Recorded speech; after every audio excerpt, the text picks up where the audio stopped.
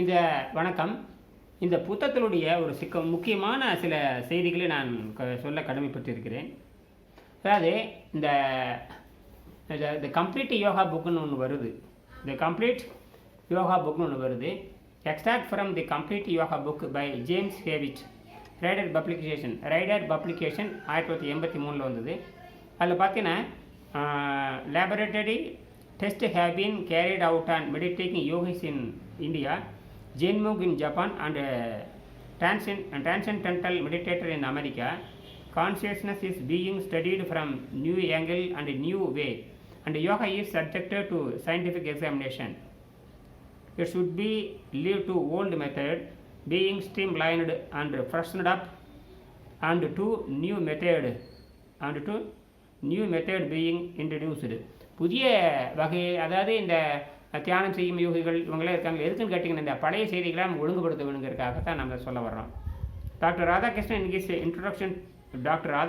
his introduction to his translation of Brahma Sutra write as below: Man is a miniature of the universe in which he lives.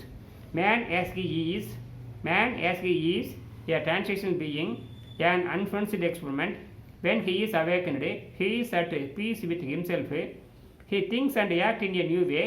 For this awakening, man has to take another step in his evolution. இந்தியாவின் தியானம் செய்யும் யோகிகள் மீதும் ஜப்பானின் gen துறவிகள் மீதும் அமெரிக்காவின் ஆழ்நிலை தியான வல்லுநர்கள் மீதும் சோதனை கூடத்தில் பரிசோதனைகள் செய்யப்பட்டுள்ளன. மனித மனோசக்தி புதிய கோணங்களிலிருந்தும் புதிய வழிகளிலும் ஆராயப்பட்டு வருகிறது. மனித மனோசக்தி என்று புரிந்து கொள்ள வேண்டும். யோக முறை விஞ்ஞான சோதனைக்கு உட்படுத்தப்படுகிறது. இது பழைய சோதனை முறைகள் முறைப்படுத்தவும் புதிய முறைகள் அறிமுகம் செய்யவும் உதவி செய்கிறது. இங்கே தான் என்னென்னா, இதைத்தான் வெங்கடேசனுடைய அந்த கொள்கையை நான் விண்வெளி மருத்துவம் மாற்றுறேன்.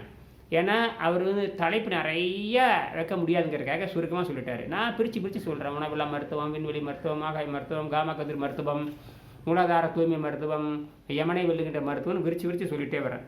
வடமொழியில் உள்ள பிரம்மசூத்திரத்தை டாக்டர் ராதாகிருஷ்ணன் அவர்கள் ஆங்கிலத்தில் மொழிபெயர்த்து எழுதிய புத்தகத்தின் முன்னுரையில் கீழ்கண்டவர் எழுதுகிறார்: மனிதன் அவன் வாழும் அண்டவெளியின் சிறிய பிரதிபிம்பம். அவன் மாறிக்கொண்டிருக்கிற உயிர், முடிவடையாத பரிசோதனை. அவன் வெளிப்படைய செய்யும் போது அவன் தன்னில் மனநிறைவு காண்கிறான், புதிய வழிகளை நினைக்கின்றான், புதிய வழிகளில் நடந்து கொள்கின்றான். இந்த விழிப்புணர்ச்சிக்கு மனிதன் தன் பரிணாம வளர்ச்சியின் முன்னேற்றத்தில் இன்னொருபடி எடுத்து வைக்க கடமைப்பட்டிருக்கிறான். ஆக அப்புறம் அடுத்து பார்த்தீங்கன்னா, இந்த மூக்கஸ்லெஸ் பேக் சீலிங் சிஸ்டம்னு ஒன்று இருக்குது. மூக்கஸ்லெஸ் பேக் சீலிங் சிஸ்டம், அதை நாம் என்ன பண்ணுறோம்னு கேட்டிங்கன்னா, இந்த சளி குறைந்த உணவு முறைன்னு பேர். இந்த சளி குறைந்த உணவு முறையை வைத்துக்கொண்டு நாம் எப்படி முன்னேறுவது? சளி குறைந்த உணவு முறை நாம் இவர் ஜெரி, டாக்டர் பெரிய சயின்டிஸ்ட் ஜெரி பூண்டலே இவர் என்ன மாதிரி சொல்கிறாருன்னு கேட்டிங்கன்னா, நாம் பூமியை நம்பிட்டு இருக்க முடியாதுங்கிறார். நம்ம எதிர்காலத்தில் விண்வெளி காலனிகள் வருங்கிறார். இந்த முறையும் நாம் இதை பயன்படுத்தி நம்ம தப்பிச்சாகணும். அதுக்கப்புறம் பரிணாம அறிவியல் அடிப்படையில் இந்த உடம்பு உணவு பழக்கத்தை மாற்றி கண்டு பொழுது எப்படியெல்லாம் மாறுது. 7 பிரிவாக இருக்குது. உயிர்னா என்னங்கிறதுக்கான விளக்கம் கிடையாது. மனதுக்கான விளக்கம் எந்த விஞ்ஞானியும் சொல்ல முடியாது. உயிருக்கான விளக்கத்தை எந்த விஞ்ஞானம் சொல்ல முடியும். ஆனால் இது பரிணாம சித்திரத்தின் அடிப்படையில் மனித மனம் 5 இருக்கிறது. அதாவது சிதறுண்ட மனம், அப்புறம் பார்த்திங்கன்னா மந்த மனம், அப்புறம் கூட்டு மனம், அப்புறம் ஒருவழிப்பட்ட மனம், ஒடுங்கிய மனம். இந்த ஒருவழிப்பட்ட மனமும் ஒடுங்கிய மனம் தான் அது சமாதி வரை கொண்டு போகுது. இந்த கூட்டு வடிவம்னு சொல்லுவாங்க இல்லையா, கூட்டு வடிவம் சொல்லுவாங்க. அது 3வது நிலை. காம்பவுண்டு மைண்டு கூட்டு வடிவம்னா ஒரு மையத்தை நோக்கி நகர்வது என்று புரிந்து கொள்ள வேண்டும். எந்த மையம் என்று பார்க்கும்போது நம்ம ஆரோக்கிய மையம். அந்த அன்னப்பாதையை தூய்மை செய்வதன் மூலமாகவே, நாம் மூலாதாரத்தை தூய்மை செய்வதன் மூலமாகவே நாம் ஆக்னியை சரி செய்ய முடியும் என்று நீங்கள் புரிந்து கொள்ள வேண்டும். நோயற்ற வாழ்வை குறைவற்ற செய்யணும்னா தொண்டையில் கபம், வாயில் கபம், மூக்கில் கபம், கண்ணில் கபம் இதெல்லாம் இல்லாமல் பார்த்துக்கணும். உணவு பாதையில் சளி குறைந்த, அதாவது மலமற்ற தேகியாக மாற வேண்டும். ஆனால் மேற்கு நாட்டு உலகம் அப்படின்னு கேட்டிங்கன்னா, வயிற்றில் பார்த்தீங்கன்னா எப்பயுமே ஒரு 5 பவுண்டு 6 பவுண்டு 10 பவுண்டு மலம் இருக்கிற மாதிரி தான் அவனுடைய வாழ்க்கை வரலாறு இருக்குது. மலம் இருக்கிற மாதிரி இருந்தால் தான் ஆரோக்கியம் தவறாக நினச்சிட்டு இருக்கிறாங்க. இதை 1866 1922 வாழ்ந்த ஜெர்மனியை சேர்ந்த மிகப்பெரிய பேரறிஞர் அந்த அதாவது அறிவு சார்ந்த உணவு தவிர்க்கின்ற முறை, அதுக்கு பேர் ரேஷனல் ஃபாஸ்டிங்னு பேர். அறிவு சார்ந்த உணவை தவிர்க்கின்ற முறையின் மூலமாக நாம் எப்படி அந்த அறிவு சார்ந்த உணவு பழக்கத்தை நாம் எப்படி பின்பற்ற வேண்டும் என்பதை உலகத்துக்கு அறிவை செய்தவர். Rational fasting. இன்னும் வந்து பார்த்திங்கன்னா மூக்கஸ்லெஸ் டயட்டு, சரி குறைந்த உணவு, அறிவு சார்ந்த பகுத்தறிவு சார்ந்த உணவை தவிர்க்கிற முறை. நீங்கள் பகுத்தறிவும் வைத்துட்டு எதவோ தின்னுட்டு வாழ்ந்துட்டுருக்குறோம் இல்லையா? அப்புறம் யோகம்னு சொல்லிட்டு எதவோ தின்னுட்டு வாழ்ந்துட்டுருக்குறோம். அப்புறம் வந்து உடம்புன்னு சொல்லிட்டு எதவோ தின்னுட்டு வாழ்ந்துட்டுருக்குறோம். ஆக மாவு கொழுப்பு புரதம் என்பது பன்றிகள் சாப்பிடக்கூடியது, ஜீரணிக்கவே முடியாதது. விலங்கு ஏன் பன்றிகள் சாப்பிடக்கூடியது, ஏன் விலங்குகள் சாப்பிடக்கூடியதுன்னு கேட்டிங்கன்னா, விலங்குகள் வந்து ஜீரணீர் வந்து படு பயங்கரமான அமிலத்தன்மை உடையது, உடனே கரைச்சி வெளியே தள்ளிடும். உலகத்திலே கொடுமையான நாக்குன்னு சொன்னால் அந்த முதலே சொல்லலாம். முதலை வந்து பார்த்தீங்கன்னா நாக்கை நீட்ட முடியாது, ஆட்ட முடியாது, அசைக்க முடியாது, அது மாதிரி அசைப்போடலாம் முடியாது. ஆனால் ஒரு இரும்பு தகட்டை உள்ளே வீசினா கூட அப்படியே முழுங்கிட்டு கரைச்சி வெளியே தள்ளுற அளவுக்கு அவர் கொடுமையான அந்த ஜீரணீர் இருக்கிறேன். அதனால தான் இவர் சொன்னார், 9 வகையான உணவை யார் தவிர்க்கிறாங்களோ அவங்க தான் தப்பிக்க முடியுங்கிறார். ஆனால் எல்லா யோக மன்றங்களிலும் 9 வகையான உணவுகளை வெளுத்து வாங்குறாங்க. அப்புறம் எப்படி மூலாதாரம் சுத்தமாகும், அப்புறம் எப்படி ஆக்கணை திறக்கும், அப்படி மூணாங்கன் எப்படி திறக்கும், இவ்வளோ ஒரு பச்சை பொய்ன்னு பாருங்களேன். ஆகையினால இதெல்லாம் வந்து 30 ஆண்டுகள் ஆகியும் இன்னும் தமிழ்நாட்டில் இருக்கிற யோக மன்றங்கள் விழித்து கொள்ளவில்லை. அது நம்மளுடைய வேலை இல்லை. ஆக மூலாதாரத்தை எப்படி சுத்தம் செய்வது? காலை முதல் மாலை வரை நீரை மருந்தாக இருந்தனும் நீங்கள் தான் உடம்புக்கு சக்தி வந்து காற்றுலேருந்து, எல்லா யோக மன்றங்களும் காற்றுலேருந்து சக்தி வருதுங்கிறீங்க, எல்லா யோக மன்றங்களும் பூமியிலேருந்து சக்தி வருதுங்கிறீங்க, எல்லா யோக மன்றங்களும் ஆகாயத்துலேருந்து சக்தி வருதுங்கிறீங்க. அப்புறம் என்ன போட்டு காலையில் டிஃபனும் மத்தியானம் பால் ராத்திரி தயிர் போட்டு இந்த கட்டுனா உடம்பு எந்த லட்சணத்துக்காக? கொஞ்சம் கூட சிந்திக்க வேண்டாமா? யோக மார்க்கம் என்பது இடைத்திருப்பான் யோகி. உணவு பழக்கம் இடைத்திருக்க வேண்டும், உண்டி சுருங்கியிருக்க வேண்டும், ஒருவேளை சுருங்கியிருக்க வேண்டும், ஊனை சுருக்கி இருக்க வேண்டும், உள்ளொலி பெருக்கி இருக்க வேண்டும், ஐயத்தை நீங்கி இருக்க வேண்டும், கபமற்ற தேகமாக இருக்க வேண்டும், மீதும் விரும்பாக இருக்க வேண்டும். இத்தனை தகுதி இருக்கிறவங்க தான் யோகியாக மாற முடியும். யோக மார்க்கம் யோகபம் சொல்லிட்டு எல்லாம் வயிற்றை வந்து யானை மாதிரியும் பானை மாதிரி வச்சுட்டா, பானை மாதிரி இருக்குது, பானைத்தாளிம்பாங்க இல்லையா, பானைத்தாளி மாதிரி வயிற்றை வச்சுக்கிறது. பானைனாலும் ஒன்று தான், தாலின்னா அதை விட பெருசு. பார்த்தீங்களா? அந்த காலத்தில் பார்த்தீங்கன்னா சாயம் ஏற்றம் பார்த்தீங்கன்னா பெரிய பெரிய தாலி வச்சுருப்பாங்க, சாயம் ஏற்றுவாங்க சொல்லுவாங்க. அந்த வண்ணம் ஏற்றுகின்ற தாலிம்பாங்க, அந்த வண்ணத்தாளிம்பாங்க. வண்ணத்தாளி மாதிரி, வண்ணத்தாளின்னு இந்த வண்ணத்தாளி மாதிரி வச்சுக்கிட்டு உடம்பை வச்சுக்கிறது. இது யாருன்னா யோக மார்க்கத்தில் இருக்கிறவங்க. என்ன அர்த்தம்னு ஒன்றும் புரியலையே.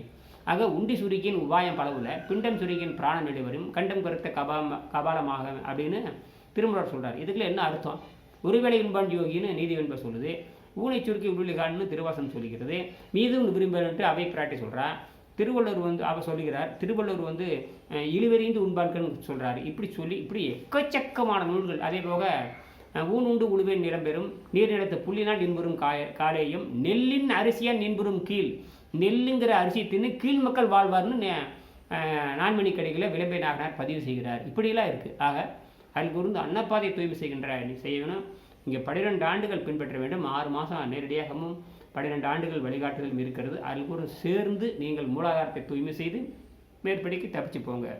மூலாதாரத்தை தூய்மை செய்வதன் மூலமாகவும் அமெரிக்க விண்வெளி விஞ்ஞானிகள் இந்த கீரை ரத்தன்மனைக்கு ஆய்வு செய்ததன் மூலமாகவும் நீங்கள் உங்கள் புற்றுநோயை எளிமையாக குணமாக்க முடியும். புற்றுநோய் மக்களுக்கு இலவசமாக இருக்கிறது. 6 மாதம் இலவச பயிற்சி கொடுக்கலாம். மரண தருவாயில் இருக்கிறவங்கள வர வேண்டாம். ஓரளவுக்கு அரை வேக்காடு ஆனவங்க அவங்கெல்லாம் வந்து முயற்சி பண்ணலாம். மயங்கி போய் ஒன்றுமே தெரியாமல் மூளை கெட்டு போய் மூளை மடங்கி போய் இன்னும் 2 நாளில் சாக்க போகிறவங்களாம் முயற்சி செய்ய வேண்டாம். அவங்க அழுகி போன உடனே ஆசையின் காரணமாக அவங்களுக்கு முயற்சி செய்கிறீங்க. அதெல்லாம் சாத்தியமாக இருக்காது. ஆசையெல்லாம் வந்து ஆசையின் காரணமாக நீங்கள் தூய்மை செய்யணும். ஆசையின் காரணமாக அவரை காப்பாற்றாது நீங்கள் பண்ணீங்கன்னு வச்சு, இது மருந்து மாத்திரையில் குணமாக்கவே முடியாது. மருந்து மாத்திரை திங்க உடம்பு எங்கேயும் ஆக்சிஜன் என்கின்ற தன்மை குறைந்து அமிலத்தன்மையும் யூரிக் ஆசிட் அதிகமாகிடும். அமிலத்தன்மையும் யூரிக் ஆசிட் அதிகமாகிட்டே போகும். நீங்கள் இட்லி திங்கிற தோசைங்களுக்கு அமிலத்தன்மையும் ரத்தத்தில் உப்புத்தன்மை அதிகமாகும். யூரிக் ஆசிட் கிரியேட்டின் இதில் அதிகமாகிட்டே போகும். பருப்பு திங்களும் பூரா யூரிக் ஆசிட் அதிகமாகும். கொழுப்பு திங்களும் பூரா யூரிக் ஆசிட் அதிகமாகும். புரியுதுங்களா? இதெல்லாம் விஷத்தால் உருவாக்கப்பட்டது தான். நாங்கள் கடலிலிருந்து மாறி வருகின்றோம். கடலிருந்து வருகின்ற பொழுது நமக்கு உள்ளே ரத்தத்துக்குள்ளேயே உப்பு இருக்குது. நம்ம பார்த்தீங்கன்னா ரத்தம் வந்து பார்த்தீங்கன்னா ஒரு உப்பு கடல் மாதிரி இருக்கும். ரத்தத்தை நக்கி பார்த்தா உப்பு இருக்கும். அது வந்து எப்படின்னு கேட்டிங்கன்னா அதில் பாஸ்பரஸ் பொட்டாசியம் சோடும் இருக்குது. அது கடலிருந்து மாறி வருகின்ற பொழுது உடன் பிறந்து கொண்டு வந்தது தான் இந்த உப்புக்கள். ஆனால் செயற்கையாக வாயில் எது போட்டாலும் கடும் நச்சு உப்புக்களாக மாறிவிடும்.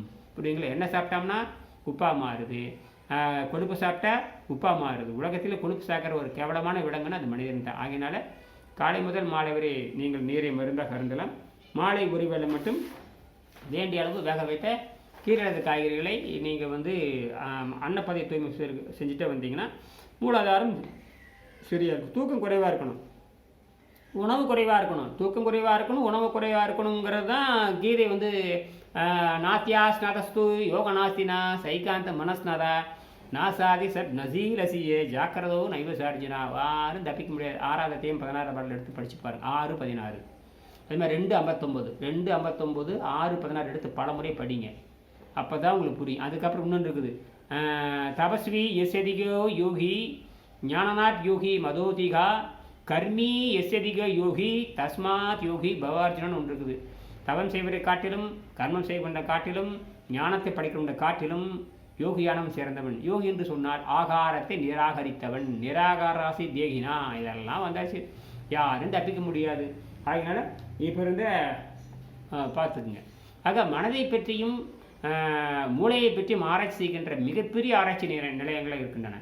அவங்க என்ன சொல்கிறாங்கன்னா, அறிவோடு சேர்ந்தால் தான் மூளைங்கிறாங்க, ஆனால் மனதை நம்ம தொட முடியாது அப்படிங்கிறாங்க. மனதை தொட முடியாது, மனசை தொட்டுட்டாங்கிறாங்க. ஆனால் அறிவியல் அடிப்படையில் மனதை தொட முடியாது, ஆனால் மூளையை தொடலாம். மூளை வந்து நரம்பு மண்டலங்களால் பின்னப்பட்டிருக்கிறது, நரம்பணுக்களால் ஆனப்பட்டது தான். அந்த மூளை தெளிவாக இருந்ததுன்னா முதுகுந்தண்டு நரம்பு மண்டலம் ஒழுங்காக இருக்கும். அதுலேருந்து கிளை நரம்புகள் பிரிஞ்சு போய் கணையம் கல்லீரல் முறையில் பூரா தொடர்புள்ளதாக இருக்கும். ஆக மூளையில் ஆக்சிஜன் எப்பவும் இருக்கிற மாதிரி பார்த்துக்கிட்டா மட்டும்தான் தப்பிக்க முடியும். அப்போ மூளையில் ஆக்சிஜன் இருக்கிற மாதிரி இருந்தால் தான் நீங்கள் வந்து சுறுசுறுப்பாக இருக்க முடியும். அதுக்கு நீங்கள் ஜீரணீரை அமைதிப்படுத்தியாக வேணும், அன்னப்பதை தூய்மை செய்யணும், நாக்கில் நடுநாக்கில் வெள்ளை மஞ்சள் ஏற்படாது, காலை எழுந்திரிச்சு பார்த்து நாற்றங்கள் வராமல் இருக்கணும். இப்படியெல்லாம் இருந்தால் தான் நீங்கள் கொஞ்சமாவது மூலாதாரத்தை பேசுகிறதுக்கு தகுதியுடங்களாக இருப்பீங்க. இல்லைன்னா ஆஸ்பத்திரியில் இறுதி. நன்றி, வணக்கம்.